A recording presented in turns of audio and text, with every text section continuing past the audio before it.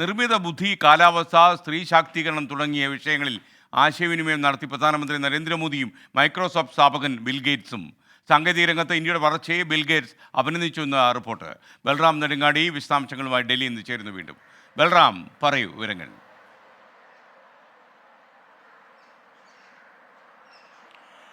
SKN Microsoft സ്ഥാപകൻ bill ഗേറ്റ്സും പ്രധാനമന്ത്രി നരേന്ദ്രമോദിയും തമ്മിൽ നടത്തിയ സംഭാഷണത്തിന്റെ പൂർണ്ണ രൂപമാണ് പുറത്തു വന്നിരിക്കുന്നത്. വിവിധ വിഷയങ്ങളിൽ ഇരുവരും തമ്മിൽ ആശയവിനിമയം നടത്തി. അതിൽ ഏറ്റവും പ്രധാനം കാലാവസ്ഥാ വ്യതിയാനമാണ്. പരിസ്ഥിതി സൗഹൃദമായ ജീവിതത്തിന് വേണ്ടി പ്രവർത്തിക്കണം എന്നാണ് പ്രധാനമന്ത്രി ഈ സംഭാഷണത്തിൽ പറഞ്ഞത്. ഒപ്പം തന്നെ ആരോഗ്യ മേഖല സംബന്ധിച്ചുള്ള വിശദമായ സംഭാഷണങ്ങളും നടന്നു.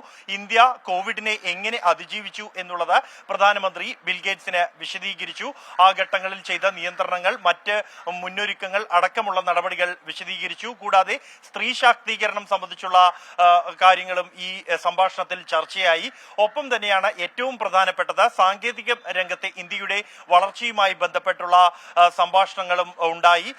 ഇന്ത്യയുടെ സാങ്കേതിക പരിണാമത്തെ ബിൽ ഗേറ്റ്സ് അഭിനന്ദിച്ചു. പ്രധാനമന്ത്രി നരേന്ദ്രമോദി സാധാരണക്കാർക്ക് പോലും ലഭ്യമാകുന്ന തരത്തിൽ സാങ്കേതിക വിദ്യ വളരണമെന്നും നിർമ്മിത ബുദ്ധി സാങ്കേതിക വിദ്യ സാധാരണക്കാർക്ക് പോലും ഉപയോഗിക്കാൻ കഴിയുന്ന രീതിയിൽ ആയിരിക്കണമെന്നും ഭാഷയുടെ പരിമിതികളെ ഇത് മറികടക്കാൻ ഈ നിർമ്മിത ബുദ്ധി സഹായിക്കും എന്നതടക്കമുള്ള കാര്യങ്ങൾ വിശദീകരിച്ചു.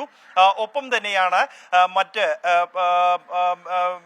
വ്യത്യസ്ത വിഷയങ്ങൾ സംബന്ധിച്ചുള്ള ചർച്ചകളും ഈ ഇരുവരും തമ്മിലുള്ള സംഭാഷണത്തിൽ ഉണ്ടായി.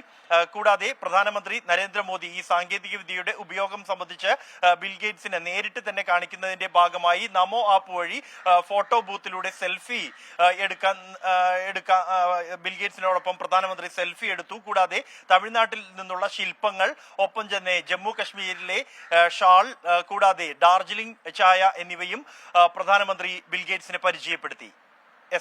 Okay, thank you. ബൽറാം നെടുങ്ങാടിയാണ് വിവരങ്ങൾ നൽകിയത്. നല്ലൊരു കൂടിക്കാഴ്ചയായിരുന്നു എന്നാണ് ഡൽഹി റിപ്പോർട്ട് പറയുന്നത്.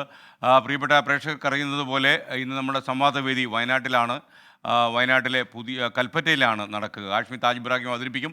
ഇന്ന് വൈകുന്നേരം 4 മണി മുതൽ 5 മണി വരെ പുതിയ ബസ് സ്റ്റാൻഡിന് പിന്നിലുള്ള വേദിയിലാണ് നടക്കുക. അപ്പോൾ പ്രിയപ്പെട്ട പ്രേക്ഷകരെ നമ്മൾ അങ്ങോട്ട് സ്വാഗതം ചെയ്യുന്നു. മുന്നണി നേതാക്കളും അതുപോലെ പൊതുജനങ്ങളും ഒരുമിക്കുന്ന ഈ വേദിയിൽ നിങ്ങൾക്ക് രാഷ്ട്രീയം പറയാം. ഹാഷ്മി താജ് ഇബ്രാഹിം ആയിരിക്കും അവതരിപ്പിക്കുക. 1 മണിക്കൂർ നേരം ഈ സംവാദം 24 തത്സമയം സംപ്രേഷണം ചെയ്യും.